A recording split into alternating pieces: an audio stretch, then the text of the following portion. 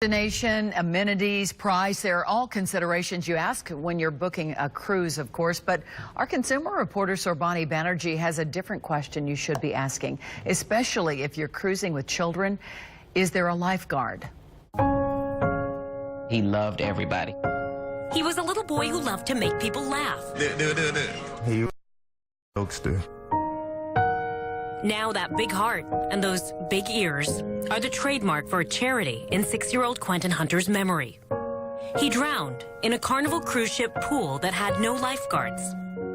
4 years later, Qwentyn's parents are still fighting to change that and the law. Maritime law. The law that gives that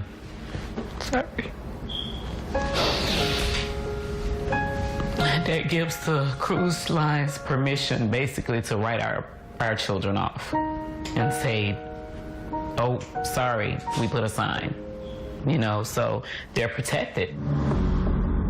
Consumers might not realize it's been swim at your own risk on most cruises until very recently. Disney was first to add lifeguards when a 4-year-old was left with brain damage in a near drowning in 2013. Since then, there have been at least 8 lawsuits where kids drowned in cruise ship pools and 3 more near drownings.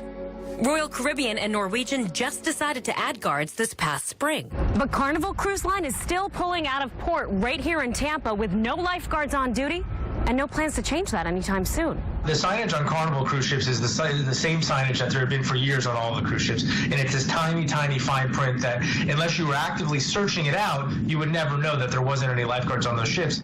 Even with the launch of a brand new Dr. Seuss-themed water park on board their latest ship, Carnival won't have any lifeguards. We asked them why. Does it have to do with liability, overhead costs?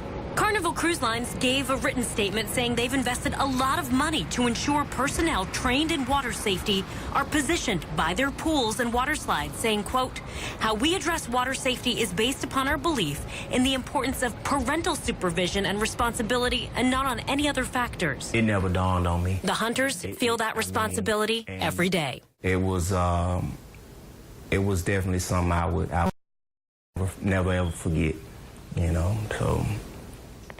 Telling us they know it ultimately falls on them for losing track of little Qwentyn, but believe an extra set of trained eyes could have helped. And if you could put one person on there by any pool that's just keeping an eye on them, how much could that possibly cost? And how could you ever even compare that to the life of a child? Qwentyn had been playing near the pool with his big brother as an end of the cruise party kicked up. Next thing I know, I hear the DJ come over the speaker system. Somebody get that kid.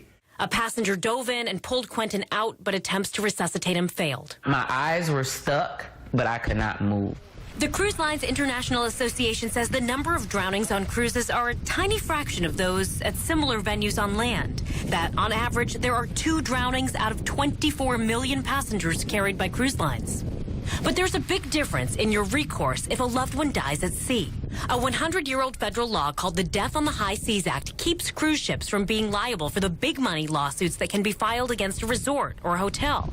The cruise is only responsible for actual expenses and any dependent beneficiaries. A child Qwentyn's age clearly has no dependents, so that means the cruise is really only on the hook for the cost of his funeral. Cruise lines are spending literally millions of dollars every year in lobbyists just to fight to keep that alive for them. Because if you think about it from their perspective, it's a gigantic cost savings to them. The Hunters urge consumers to consider whether there are lifeguards when choosing their cruise, and hope Carnival will be pressured into adding them and rename the Victory Qwentyn's Victory when they do. His mission was complete here on Earth, and so it was time for him to go and be the angel that needed to guard over us. The rest of his mission lives through us. Sorbani Banerjee, Fox 13 News. The Hunters say many families just don't have the money to spare for swim lessons. That's that they have dedicated the Qwentyn Hunter Love Foundation to helping find sponsors willing to donate time to teach or cover the cost of swim lessons for underprivileged kids. And if you're interested in helping, we put all the information on our website, and Sorbani posted it on her Facebook page as well. It's all right there if you can help. Just